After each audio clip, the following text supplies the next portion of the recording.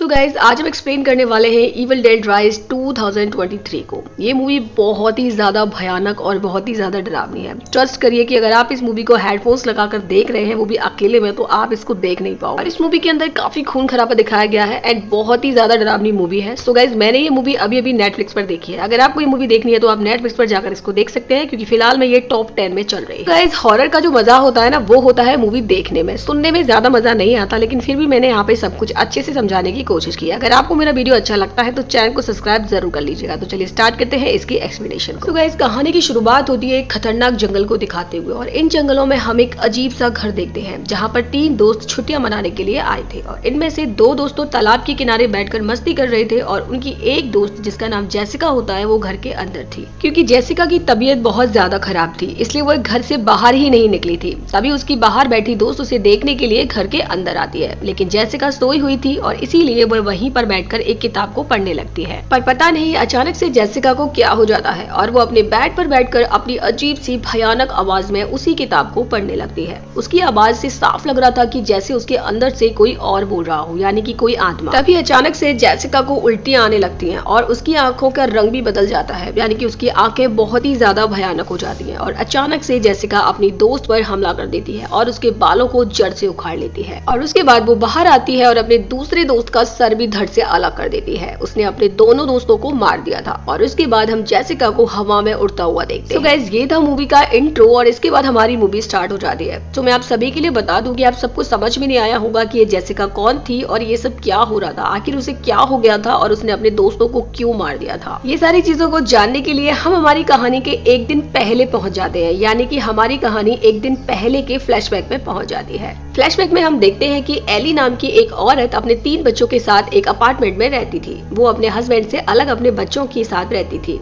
एक रात एली की बहन उसके घर आती है जिसका नाम बैथ होता है। बैथ एली के घर पर आकर उसके बच्चों के लिए बहुत सारे गिफ्ट्स लेकर के आती है। वो बच्चों के साथ साथ एली के हस्बैंड के लिए भी गिफ्ट लेके आती है, क्योंकि वो ये बात नहीं जानती थी कि एली अपने पति से दूर रहती है। जब बैथ उसके हस्बैंड के बारे में पूछती है तो वहाँ पर एक उदासी का माहौल बन जाता है। तब एली अपनी बहन से अकेले में बात करना चाहती है और इसीलिए वो अपने बच्चों को घर से बाहर पिज्जा लेने के लिए भेज देती है। अब इधर बच्चों के जाने के बाद ये दोनों बात कर रही थी और दूसरी तरफ बच्चे भी पिज्जा लेकर वापस आ रहे थे। तभी अचानक से धरती हिलने लगती है, मानो कोई भूकंप आ गया हो। धरती फटने लगती है और थोड़ी देर के बाद ये भूकंप शांत भी हो जाता है। तभी हम देखते हैं कि भूकंप आने की वजह से कार पार्किंग में एक बहुत ही बड़ा सुराग हो गया था। वो सुराग इतना बड़ा था कि उसके अंदर कोई भी आ जा सकता था, और एली का बेटा उसे देखने के लिए उस सुराग के अंदर चला जाता है, जहाँ उसे कुछ किताबें और कुछ ऑडियो टेप्स भी मिलते हैं। इन सारी चीजों के अलावा उसे वहाँ पर प्रीस्ट फादर की कुछ तस्वीरें नजर आती है, और साथ ही उसे वहाँ पर बहुत सारे हॉली क्रॉस भी नजर आते हैं। इन्हें देखकर लग रहा था मानो किसी ने वहाँ पर किसी बुरी आत्मा को कैद करके रखा हो। इसके अलावा डैनी को वहाँ पर एक बहुत ही भयानक किताब भी मिलती है, और वो बिना सोचे समझे उस किताब को और ऑडियो टेप्स को उठाकर बाहर निकल आता है। दूसरी तरफ हम देखते हैं कि एली अपने बच्चों के लिए बहुत परेशान हो रही थी, क्योंकि उसने टीवी पर देखा था कि भूकंप की वजह से आसपास की बिल्डिंग्स को काफी नुकसान हुआ है, और इसीलिए वो अपने पड़ोस के एक लड़के के पास जाकर उससे हेल्प मांगती है। साथ ही वहाँ पर उसका एक दूसरा बुजुर्ग पड़ोसी भी होता है। लेकिन तभी एली के तीनों बच्चे पिज्जा लेकर ऊपर आ जाते हैं, यानी अपने घर आ जाते हैं। उसके बाद एली अपने बच्चों को काफी डांटती है और वो कहती है कि भूकंप के टाइम में लिफ्ट का यूज नहीं करते हैं,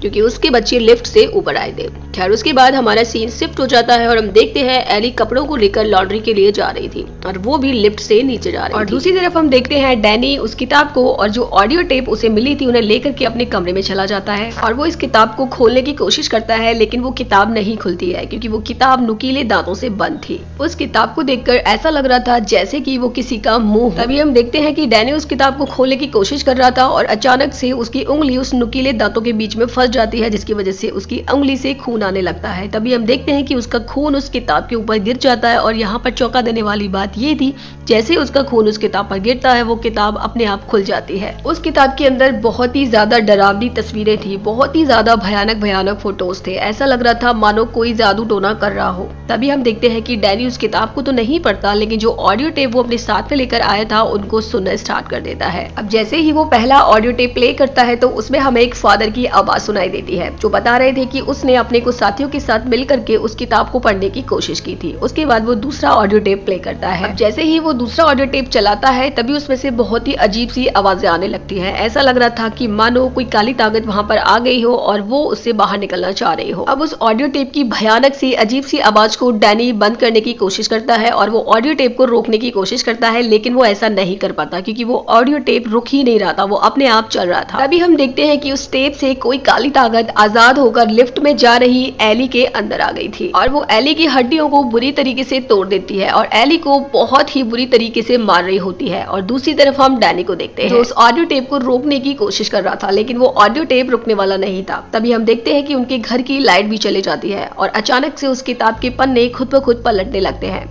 तभी डैनी की बहन लाइट को चेक करने के लिए घर से बाहर जाती है और वो देखती है कि सारी बिल्डिंग की लाइट आ रही थी सिवाय इनके घर के। इसका सीधा मतलब ये था कि जो कुछ भी गलत हो रहा था वो केवल इन्हीं के घर में हो रहा था। खैर उसके बाद हम देखते हैं कि थोड़ी देर के बाद एली भी अपने घर वापस आ जाती है और वो दिखने में बिल्कुल ठीक ठाक लग रही थी, लेकिन थोड़ी देर पहले हम लोगों ने देखा था कि किसी बुरी आत्मा ने एली की हड्डियों को बुरी तरीके से तोड़ दिया था, लेकिन फिलहाल में वो एकदम ठीक ठाक लग रही थी। और वो किचन में जाती है और बहुत ही अजीब तरीके से अंडे पकाने लगती है। वो अंडों को तोड़ती भी नहीं है, बिल्कुल सीधा का सीधा ही उन्हें पकाने लगती है। तभी वहां पर उसकी बहन आ जाती है और वो उसे ऐसा करते हुए देख करके उससे पूछने लगती है। तभी हम देखते हैं कि एली को अचानक से बहुत तेज उल्टियां आने लगती हैं। अब एली बहुत ही ज्यादा अजीब सा बिहेव कर रही थी। खैर उल्टियां करने के बाद वो थोड़ा सा होश में आती है और उसके बाद वो अपनी बहन से कहती है कि वो मेरे अंदर है और उसे मेरे बच्चों को नुकसान मत पहुंचाने देना। इतना कहकर एली नीचे गिर जाती है और बेहोश हो जाती है। उसके बाद उसकी बहन और उसके बच्चे उसको उठा करके हॉस्पिटल ले जाने लगते हैं और ये सब लिफ्ट से जाने से बहुत ज्यादा डर रहे थे और भूकंप आने की वजह से सारी की सारी सीढ़ियां भी टूट चुकी थी, यानी नीचे जाने का अब केवल एक ही रास्ता था, वो था लिफ्ट, जो कि अभी बंद पड़ी थी। खैर उसके बाद ये लोग उसे वापस ले आते हैं और एक कमरे में लिटा देते हैं। तभी वहां पर इनका पड़ोस का वो लड़का भी आ जाता है जिससे एली ने कुछ टाइम पहले अपने बच्चों के लिए मदद मांगी थी और वो एली की आंखों को बंद करता है, लेकिन अचानक से एली की आंखें खुद से खुल जाती है। वो लड़का काफी डर जाता है और फिर से उसकी आंखों को बंद करता है,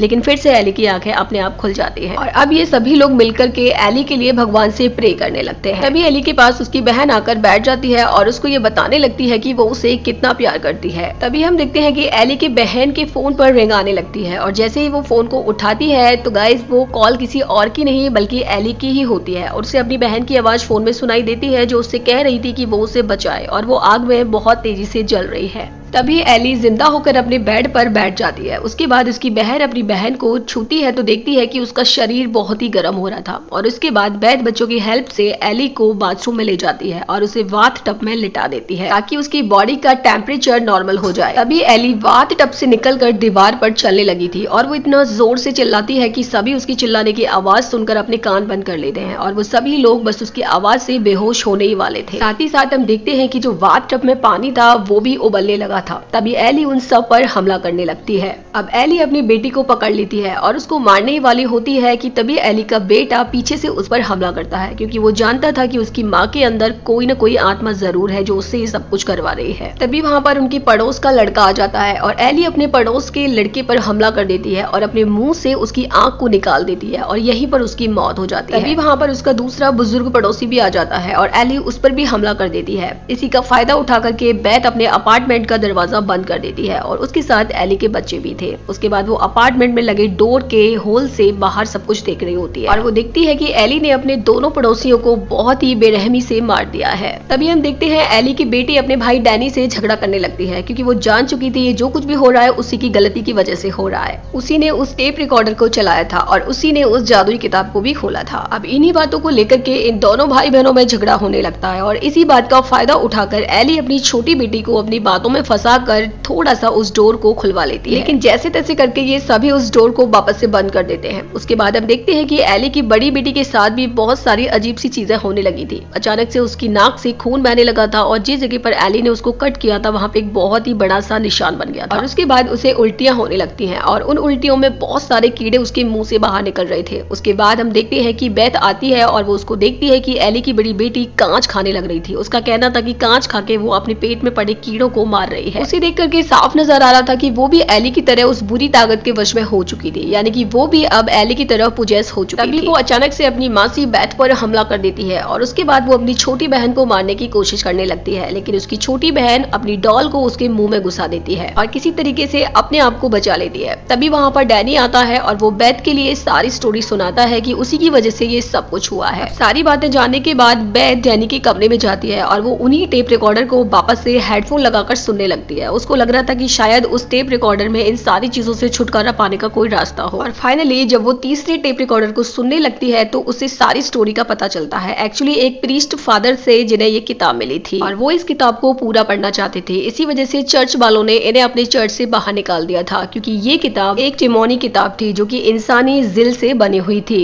और इस पर इंसानी खून से लिखा हुआ था। इस किताब में हेल से खतरनाक डीमंस को बुलाने के तरीके लिखे हुए थे और इन्हीं सब बातों को वो फादर समझना चाहते थे और ये सारी बातें बेथ अपने हेडफोन्स में सुनने लग रही थी। दूसरी तरफ हम देखते हैं कि एली की बेटी अपने भाई डैनी पर हमला कर देती है और उसको काफी घायल करने के बाद उसे जला देती है। और उसके बाद हमारा सीन शिफ्ट होता है बेथ की तरफ, जो अभी भी वो रिकॉर्डिंग सुन रही थी और उस रिकॉर्डिंग में इन सारी चीजों से बचने का कोई भी तरीका नहीं था। इसका बस एक ही तरीका था कि यहाँ से भाग जाओ। उसके बाद हम देखते हैं कि तभी एली बेथ के पीछे से आ जाती है और उस पर हमला कर देती है। बेथ अपने आप को जैसे तैसे करके एली से बचा लेती है। तभी एली बहुत तेज साउंड में चिल्लाने लगती है और उसके मुंह से आवाज निकलती है कि मैं जो भी हूँ तुम मुझे हरा नहीं सकती। अब केवल घर में बेथ और एली की छोटी बेटी ही बची थी, बाकी वो तीनों लोग मारे जा चुके थे। तभी एली फिर से बेथ पर हमला कर देती है और वो उसको मारने ही वाली थी कि हम देखते हैं कि एली की छोटी बेटी बेथ के लिए एक कैंची फेंक देती है और वो उसे एली के मुंह में घुसा देती है। कैंची लगने की वजह से थोड़ी देर के लिए एली रुक जाती है, जिसका फायदा उठाकर बेथ गन लेकर दरवाजे को तोड़ने की कोशिश करती है। तभी एली जाग जाती है तो बेथ एली के पैर पर ही गोली चला देती है, जिसकी वजह से उसका पैर कट जाता है। उसके बाद एली अपनी छोटी बेटी को अपनी बातों में फंसाने की कोशिश करती है, लेकिन उसकी छोटी बेटी उसकी मीठी मीठी बातों में फंसने वाली नहीं थी। वो उससे कहती है कि तुम मेरी मॉम नहीं हो। तभी हम देखते हैं कि एली ने जितने लोगों को मारा था वो एक एक करके सभी लोग जिंदा होने लगते हैं और उसके बाद वो कहने लगते हैं कि सुबह तक यहाँ पर कोई भी जिंदा नहीं बचेगा। खैर अब बेथ और एली की छोटी बेटी के पास वहां से भागने के अलावा कोई दूसरा रास्ता नहीं था और सारी सीढ़ियां भूकंप से टूट चुकी थी और अब लिफ्ट भी बंद पड़ी हुई थी। जैसे तैसे करके वो दोनों लिफ्ट के अंदर जाती हैं और वो देखती हैं कि वहां पर चाबी लगी हुई थी, यानी कि जब उस आत्मा ने एली को पोजेस किया था उससे पहले एली ने उस लिफ्ट में चाबी लगा दी थी। और जैसे ही बेथ उस चाबी को निकालती है तो लिफ्ट चलने लगती है। लेकिन तभी हम देखते हैं कि एली की बड़ी बेटी और बड़ा बेटा जो कि डीमंस के पूरे तरीके से कंट्रोल में थे, वो दोनों अपने आप को लिफ्ट से जोड़ लेते हैं और जैसे जैसे लिफ्ट चलने लगती है वैसे वैसे उनका खून लिफ्ट के अंदर भरने लग जाता है। जैसे जैसे वो लिफ्ट नीचे आ रही थी वैसे वैसे खून बढ़ता जा रहा था। और दूसरी तरफ हम देखते हैं कि उस किताब का पन्ना भी पलट जाता है, जिसमें एक अजीब सा क्रिएचर हमें दिखाई देता है और देखते ही देखते एली भी उसी क्रिएचर में बदल रही थी। और दूसरी तरफ हम देखते हैं कि जैसे ही वो लिफ्ट नीचे आती है तो उसके खुलने के साथ ही सारा खून भी बाहर आ जाता है और उसी खून के साथ बेथ और एली की छोटी बेटी बाहर गिर जाते हैं और उसके बाद ये दोनों भागकर गाड़ी में बैठ जाते हैं जाने के लिए। लेकिन तभी वहां पर एली आ जाती है जो कि अपने डिमोनिक रूप में थी और तभी वो अपनी छोटी बेटी पर हमला कर देती है। तभी बेथ एक काटने वाली मशीन लेकर उसे मारने लगती है, लेकिन तभी वहां पर एली का बेटा और एली की बेटी भी आ गए थे और वो दोनों भी एली के साथ जुड़ जाते हैं और यहाँ पर हमें काफी खून खराबा देखने को मिलता है। फाइनली बेथ उन तीनों को एक चलती हुई ग्राइंडर मशीन में डालकर मार देती है। अपनी फैमिली के 3 लोगों को इतनी बेरहमी से मार देना कोई छोटी बात नहीं होती है। खैर उसके बाद बेथ एली की छोटी बेटी को लेकर के यहाँ से चले जाती है। बेथ और एली की छोटी बेटी तो यहाँ से चले गए थे और फाइनली वो दोनों बच गए थे, लेकिन अभी भी वो काली ताकत खत्म नहीं हुई थी। उसके बाद हम अगले दिन सुबह 4:30 बजे का सीन देखते हैं कि एक लड़की जिसका नाम था जेसिका उसी लिफ्ट से नीचे कार पार्किंग में आती है और वो उसके नीचे वाली बिल्डिंग में रहती थी, यानी एली के नीचे वाली बिल्डिंग में जेसिका रहा करती थी। तो गाइस जेसिका वही लड़की थी जो हमने मूवी की स्टार्टिंग में देखी थी। अब जैसे ये लिफ्ट से नीचे आती है तो कार पार्किंग में बहुत सारा खून देखती है और अब वो पुलिस को कॉल करने वाली ही थी कि उससे पहले वही डीमन जिसने एली को पोजेस करके रखा था वो जेसिका को भी पोजेस कर लेता है, यानी जेसिका को पूरी तरीके से अपने कंट्रोल में कर लेता है। सो गाइस जेसिका उस दिन अपने फ्रेंड्स के साथ घूमने जाने वाली थी जो कि हमने मूवी की स्टार्टिंग में देखे थे और उस डीमन के पोजेस होने के बाद जेसिका अपने फ्रेंड्स के साथ उसी जंगल में घूमने के लिए जाती है। तो बाकी की कहानी तो आप सभी को समझ में आई गई होगी। तो ये मूवी बहुत ही ज्यादा डरावनी है। फिलहाल में ये नेटफ्लिक्स पर टॉप 10 में चल रही है। सो गाइस आप एक बार जाकर के जरूर देखिएगा, क्योंकि अगर मैं अपने पर्सनल रिव्यू की बात करूं तो मैंने इतनी भयानक मूवी नहीं देखी। बहुत ही ज्यादा डरावनी और भयानक मूवी है। हॉरर मूवी को देखने में जो मजा है ना वो सुनने में नहीं है। तो अगर आपको मेरी वीडियो अच्छी लगी हो तो चैनल को सब्सक्राइब जरूर कीजिएगा और कमेंट जरूर कीजिएगा। तो मिलते हैं अपने नए वीडियो में नई मूवी के साथ। तब तक के लिए बाय बाय।